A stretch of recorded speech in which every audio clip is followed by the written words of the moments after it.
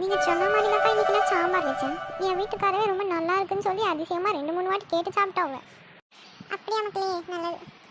ஆனால் நிர்மலாக்கா, உங்கள் சமையலை பற்றி உங்களுக்கே தெரியலக்கா. நீங்கள் ஒரு ஷெஃபாக இருக்க வேண்டியவங்க. இப்படி வீட்டில் கடந்து தனியாக கஷ்டப்படுங்க.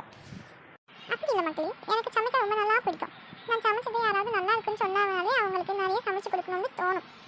அதனால தான் நீங்கள் யார் எப்போ கேட்டாலும் நான் இல்லைன்னு சொல்ல மாட்டேன். நிர்மலாக்கா, வாமா வசந்தி. ஆனால் எல்லாரும் இங்கே தான் கேளா? அட ஆமாங்க்கா, என்னாச்சு? அது ஒன்றும் இல்லட்டி, பக்கத்து தெருவில் இருக்க டெய்லர் அக்கா கிட்டே எனக்கு 2 ப்ளவுஸ் தைக்க கொடுத்துருந்தாம்ட்டி. நான் ஒரு டிசைன் சொன்னால் அவங்க ஒரு டிசைன் தைச்சி வச்சுருக்காங்க. ஒன்று சேரவே மாட்டேங்குது எனக்கு, இன்னொன்று லூஸாக இருக்குது. என்ன தான் பண்ணியனே தெரியல. கேட்டால் நீங்கள் சொன்னால் தான் தைச்சி கொடுத்தேன், அது இதுன்னு. அட புதுசாக தைக்கிறவளாக இருக்கோங்க்கா, அதனால் அப்படி பண்ணியிருப்பாங்க.